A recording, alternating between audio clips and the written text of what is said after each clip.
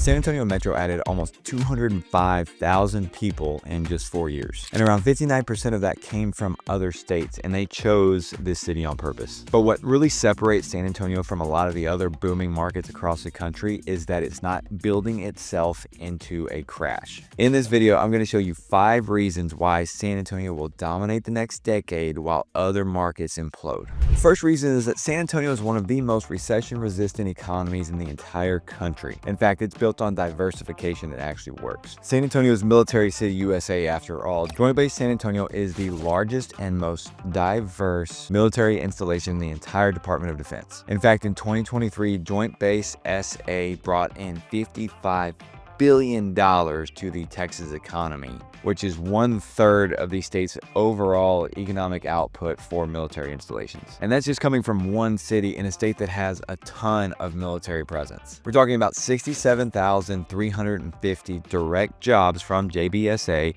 but when you look at the indirect employment from the companies and the employers that are supporting the military bases, you have over 240,000 jobs. A reason a lot of these jobs can be coming to San Antonio is because of that affordability, which we're going to get into that data here in a second as well. But that's just one facet of what supports San Antonio's economy. You also have the medical center and the medical jobs in and around San Antonio. The South Texas Medical Center actually brought in $18 billion in economic output, which supported over 96,000 jobs too. San Antonio's biggest industries are, of course, military and then medical. When you look at the overall broader healthcare and biosciences industries, it actually supports over 200,000 jobs in San Antonio. So looking at the overall medical system yourself, you got the Methodist healthcare system, Baptist healthcare system, University Health System, UT Health Science Health System. So you've got tons of different branches of medical providers and employers that, just have a wide range of different hospitals and facilities in and around San Antonio. Also add in a Fortune 500 company like USAA, which is huge for supporting the local military presence.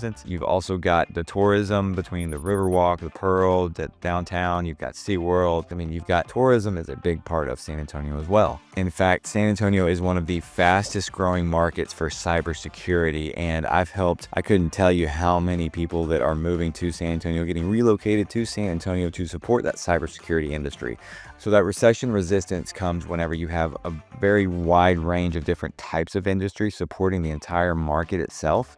And when one industry might slow down, which doesn't happen a lot whenever it comes to military or healthcare, but if tourism slow down, the other industries pick itself back up, and it just kind of helps keep the whole system flowing. So listen, if you're seriously considering San Antonio as your next home, I would love for you guys to reach out to me directly. All my contact information is down in that description below, but go to lifeinsatx.com/YouTube, and that is a great spot to fill out your details, put your information in, and we'll be able to help you out, whether you're looking to move here in 2 days or 2 years.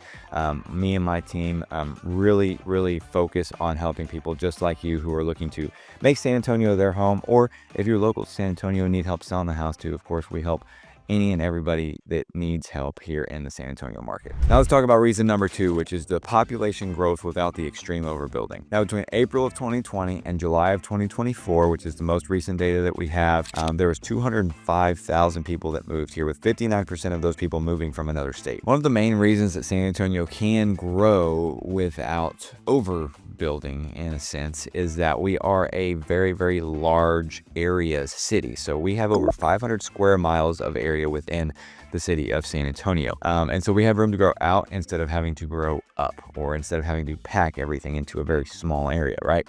We can spread out, build some bigger neighborhoods, expand into those areas that maybe haven't been built out as much. There's lots of that land area available. And when you add in the fact that because San Antonio's industries and the major industries that support the economy in San Antonio are not very booming industries, some people would say that's a bad thing, and it does affect the overall income, the median income of the city, and the fact that we are more of a blue collar city in a sense. But overall, we have a more slow and steady growth approach. You also look at the fact that quality of life is a very, very big thing too, which is something we're going to talk about at the very end of this video. But that brings a lot more people in from places like California, the West Coast, the Northeast, even Florida. I've had a lot more people moving here from Florida.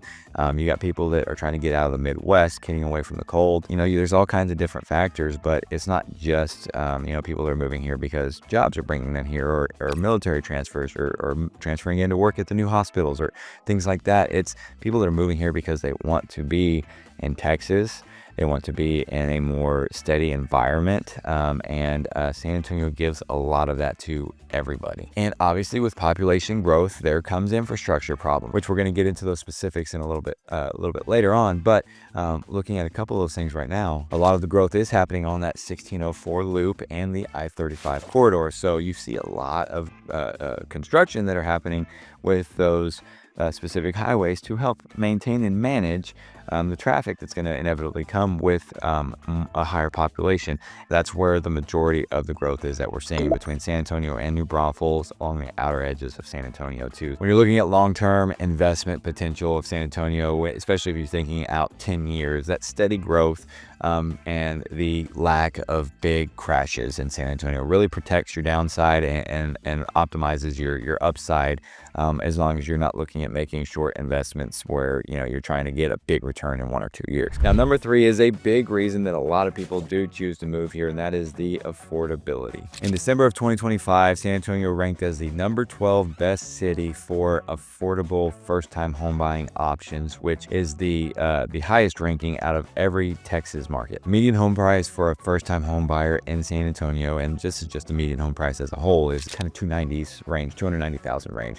Whereas you look at in Austin, it's still 500,000 plus over there. And in Dallas, you're looking at kind of that mid 400s range as well. So as you can see, you're basically, very close to half the price for getting into a house in San Antonio as you would be if you were just up the road in Austin or a little further up north in Dallas. San Antonio's overall cost of living is 9% below the national average, and its housing prices are 21% below the national average, which is huge. And overall, San Antonio's cost of living is about 4% lower than that of the state of Texas as a whole. So when it comes to affordability, the biggest problem that a lot of people have is with those property taxes, and that is across the state of Texas, okay? So in the city limits of San Antonio, you're looking at about like 2.3, 2.5-ish% on average of what your property tax rate. So $300,000 home, that's $6,000 to roughly, $7,500 or so if you look at kind of just round numbers. But there's a lot more nuance to that, which is things that we can kind of talk about in our initial calls whenever we get into those things. But the big thing that is huge for Texas is that if you are a 100% disabled veteran, you don't pay any property taxes. And that has been a huge benefit to a lot of people. And I know there's a ton of people, some of y'all that may be watching right now, that moved to Texas specifically for that reason. And of course, the no state income tax definitely helps with those property taxes, but in a lot of cases, it's kind of more of a wash if you look at the states that people would consider moving to when they're looking at Texas, places like Florida, Tennessee, places like that. San Antonio has seen a slight correction in the housing prices over the last couple years, and it's been minor for the most part. There's a couple areas that have seen a lot bigger correction and a lot bigger drop, but a lot of that has to do with the new construction and the prices that they're offering versus the incentives and the cuts that they're doing. Y'all can go watch any number of videos, and I've talked a lot about that. That's not for this video right now. But the big thing to note is that San Antonio right now is in a more balanced kind of, I would consider it more of a buyer-favored market. I wouldn't say it's a true heavy buyer's market yet. Definitely not in the seller's market. We're still seeing about 13% of homes that are selling above asking price, which is still good. I've seen it personally myself. A house gets listed and it's at a pretty affordable price, a really good price for what it should be.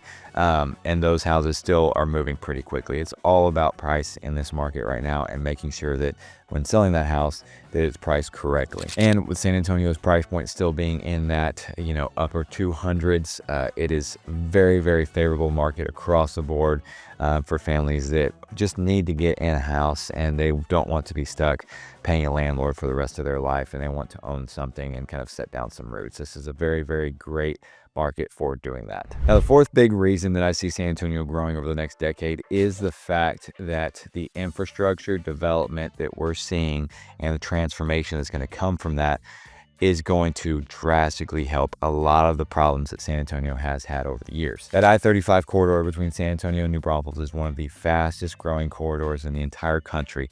You look at the Austin, San Antonio major mega metroplex that they're kind of projecting could happen over the next few decades. New Braunfels is a cornerstone of that development. There's tons of industrial and commercial development going up on I-35, both in New Braunfels and between San Antonio and New Braunfels. You also look at the Loop 1604 expansion project, basically going from 35 in that Church-Selma area all the way around to that west side of San Antonio. And they're going to make that into basically a 10-lane freeway, and it's going to drastically help a lot of traffic that has always happened on that north side. When it comes to job growth and everything, there's a new robotic distribution center that's a $450 million project that's going to bring a ton of jobs. You're also looking at the medical centers expanding. You've got University Hospital building a brand new hospital right there on 35 in Selma, right next to the horse racing track. It is going to be a big hospital, and then an identical hospital being built on the south side of San Antonio too. So you've got two big ones that are being built already. You also got the San Antonio International Airport that is making huge expansions with additional terminals and upgrades and adding on, and it's going to make for a much higher capacity for travelers to come in through the airport there. And then Port San Antonio is always seeing development. That is kind of the major tech hub of San Antonio, and where you see a lot of the aerospace and some other military contractors that have offices there, but there are always different companies that are moving into that area too. There's not a whole lot of big flashy investments that are coming to, and as far as big companies that are driving into San Antonio right now. So again, that's kind of maintaining that stable growth. But you look at what Project Marvel is going to be bringing. You look at the expansion of the Pearl District. You look at shops at La Cantera and the Rim. They're constantly adding on and kind of doing some different developments, adding different mixed use facilities, different apartments, kind of things to make lifestyle living a little bit better too. But in addition to that, you've got a bunch of other manufacturing facilities, whether it's between, in Seguin, New Braunfels, south side of San Antonio, east side of San Antonio. There's always big facilities that are being built to kind of help expand and maintain this growth that we're currently seeing. And in my opinion, the biggest reason why San Antonio is going to dominate over the next decade is the fact that San Antonio really wins at that livable big city category. Okay, this is not where you are just in the middle of the hustle and bustle all the time. Okay. For those of you that have been in places like LA, New York, Dallas, Houston even, you know what I'm talking about. San Antonio has nothing compared to those big, heavy metro areas that, just really embrace that urban culture and the fast-paced lifestyle. San Antonio has always been more kind of laid back, focused more on culture, focused more on sustainability, focused more on its pride in its city. And so that has been a huge thing in maintaining the livability of San Antonio. But San Antonio is not without the big city, high quality amenities. So starting off with the Riverwalk with 16 miles of trails, all the shopping, restaurants, and nightlife that you can imagine. You got the Pearl District, which is kind of that new, like the cool place to go, basically a big courtyard area there where you can go hang out. There's a splash pad for the kids. Hotel Emma is right there for a very high-end luxury night out experience for your staycation or just coming to visit. You've got additional Riverwalk areas there at the Pearl too. You've also got, of course, the shops at La Cantera, which is a very high-end, high-quality mall, and then the Rim just across the street from that, which has got a lot of other high-end shopping areas, Bass Pro Shops for you outdoor enthusiasts. You've got Six Flags Fiesta Texas, SeaWorld. You've also got the fact that San Antonio is a UNESCO World Heritage location. You've got a lot of stuff on Broadway between the San Antonio Zoo, which just added their brand new gorilla habitat, which is next level. We just went to see that this past weekend, and it is just stunning. It's a great addition, and there's even more additions that are coming too. They just recently redid the whole giraffe habitat. There's actually a hotel that you can stay in, a room right there in the middle of the giraffe habitat. So the San Antonio Zoo is doing big things. You've got the Museum for kids. You got tons of other stuff right there on Broadway between McNay Art Museum, the Whitty Museum, the San Antonio Museum of Art. You got entertainment venues like the Majestic Theater and the Tobin Arts Center, in addition to all the different things that come to the Alamo Dome or to the Frost Bank Center. You've, of course, got Spurs games to go to, which go Spurs go. This is a really, really good year for the Spurs. They're in the discussions for the top team in the NBA right now. You've also got the San Antonio Rodeo, which just completely takes over Frost Bank Center and Freeman Coliseum for the month of February, essentially. You've got tons of good food throughout the city, the best tacos in Texas, the best Tex-Mex in Texas. You've got a couple different Michelin star restaurants as well, in addition to some of the best barbecue, of course, out of any other place in the country or in the state for that matter. We have the #1 Texas Monthly barbecue place in Burnt Bean Co., which is right down the road in Seguin. You've also got big events that really embrace the culture of San Antonio, especially that Hispanic culture with Fiesta, and that completely, again, takes over San Antonio during that time period. And then let's not forget about the schools. Northeast ISD, Bernie ISD, Comel ISD, Northside ISD, Church Civil Universal City ISD, all these different districts that are right here feeding the kids of San Antonio and the surrounding areas are constantly rated as some of the highest. Oh, Alamo Heights ISD, can't believe I forgot them. Constantly rated as some of the highest in the state of Texas, and are just really, really great public schools, in addition to some really, really good private schools. You've got, Cornerstone and San Antonio Christian Schools. So you've got lots of different options when it comes to education for your kids. And you've got the Alamo Community Colleges, which, embraces the fact that if you are living in the city limits of San Antonio, you can get your tuition for free to go to the Alamo colleges. So that's the Alamo Promise program. You've also got UTSA, University of Texas, San Antonio, Incarnate Word, Trinity University, Texas A&M, San Antonio. So you have higher level universities right here in your own backyard, where your kids never have to leave to go to higher education if they don't want to. You've got tons of options when it comes to parks too. You've got Breckenridge Park, you've got the Government Canyon State Park, Guadalupe River State Park, McAllister Park. You've got those trails that go along the Leon Creek Greenway over on that northwest side, which is really, really great spot, especially getting in on one of those neighborhoods right there where you can just jump out of your neighborhood, hop on trails, and go for a walk, run, bike ride, whatever you need.